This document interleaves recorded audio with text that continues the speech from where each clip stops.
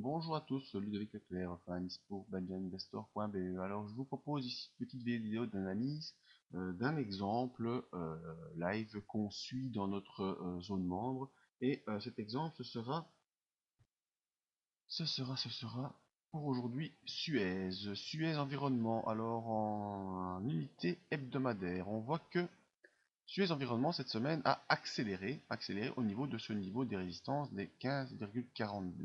Accélération qui s'est produite suite au contact quasiment avec le bas du nuage Ishimoku. Et donc on a cette accélération qui est venue une première fois repasser au-dessus de toutes les lignes Ishimoku, repasser au-dessus de sa M20, repasser au-dessus du super trend qui s'est également inversé. Il a confirmé par le passage au-dessus du dernier point haut du mois de septembre. Après, on a eu une consolidation qui est revenue sur le nuage, donc c'est une forme de pullback, comme ça se fait sur tous les niveaux de support résistance. On est reparti à la hausse pour revenir une nouvelle fois au-dessus du dernier plus haut du mois de septembre. Ensuite, petite semaine de consolidation où on a pu conserver le support ici des 14,50 euros. Et cette semaine, on repart à la hausse pour venir faire un nouveau point haut plus haut que celui du mois de juin. Donc vraiment, c'est le dernier plus haut qu'on a connu sur la valeur, c'était celui du mois de juin 2014. Et bien ici, cette semaine, on a fait une clôture au-dessus de ce dernier plus haut et au-dessus d'une résistance située à 15,42, sortie de la bande de Bollinger qui s'ouvre, et donc on devrait poursuivre cette accélération haussière. Alors, confirmation par nos indicateurs, le MACD est bel et bien au-dessus de 0 et au-dessus de son signal, preuve d'une impulsion haussière qui devrait se poursuivre au vu de l'évolution de l'indicateur. L'OBV qui, je vous rappelle, est là et ce sont la somme des volumes acheteurs ou vendeurs qui poursuit également à la hausse depuis le rebond. Donc vraiment pas trop de soucis au niveau de l'OBV.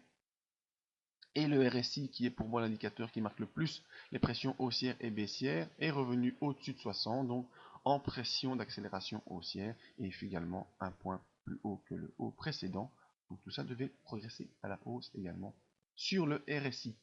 Maintenant, calculons l'objectif. L'objectif possible, eh bien, première chose à faire, c'est regarder s'il y a des résistances au niveau supérieur. Il n'y en a pas. Donc très simplement, pour calculer notre objectif, on prend le fond de cette dernière impulsion vers le point plus haut, donc c'est suite à la consolidation baissière le point le plus bas, et on prend toute l'évolution de cette consolidation baissière pour calculer une amplitude d'évolution baissière, et normalement par effet de balance, eh bien, on reporte simplement l'amplitude baissière vers le haut, et nous donne un objectif situé vers 18,52 pour voir un peu qu'est-ce que ça nous fait comme on prend le haut d'amplitude.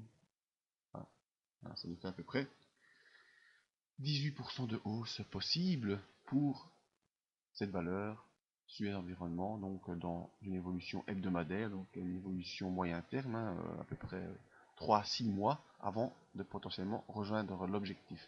Maintenant, si ce calcul d'objectif vous semble trop ambitieux, il y a une autre possibilité qui parfois est un peu plus difficile à tracer, mais ça marche tout aussi bien, ce sont les retracements de Fibonacci. L'essentiel est d'avoir le point 0 sur le fond de l'impulsion baissière et prendre comme point 100 le haut de l'impulsion baissière, et on a un premier objectif intermédiaire situé vers 16,93 qui correspond au 161% de retracement de Fibonacci. Ça nous donne donc bien sûr un potentiel un peu moins marqué que le potentiel précédent, un potentiel de 8% pour l'évolution de Suez Environnement. Et donc voilà comment vous pouvez vous fixer un premier objectif par cette technique des retracements de Fibonacci à 8%, et un deuxième objectif qu'on avait vu beaucoup plus loin vers les 18% en faisant la technique de la balance. Maintenant, au niveau des stops, qui est toujours aussi intéressant à placer, eh bien, plusieurs techniques possibles. Soit vous vous mettez sous un point technique important, c'est-à-dire sous une résistance, ici la zone des 14,48, sous une des lignes importantes également, ça peut être la M20, qui se situe actuellement vers 13,90, ou si vous êtes plus large et que vous avez plus de possibilités d'attendre et plus de comment dire d'attendre, vous pouvez vous situer sur le dernier point de la parabolique SAR qui se situe vers 13,32 et de manière générale ça correspond aussi au dernier plus bas qui c'est le plus bas du mois de décembre qui lui est à 13,34. Donc vous voyez 13,34, 13,32, la point parabolique SAR est aussi un bon repère pour placer des stops avant des inversions d'impulsion. Donc voilà, c'était mon analyse technique sur Suez Environnement qui va faire partie des exemples live dans la zone PEA.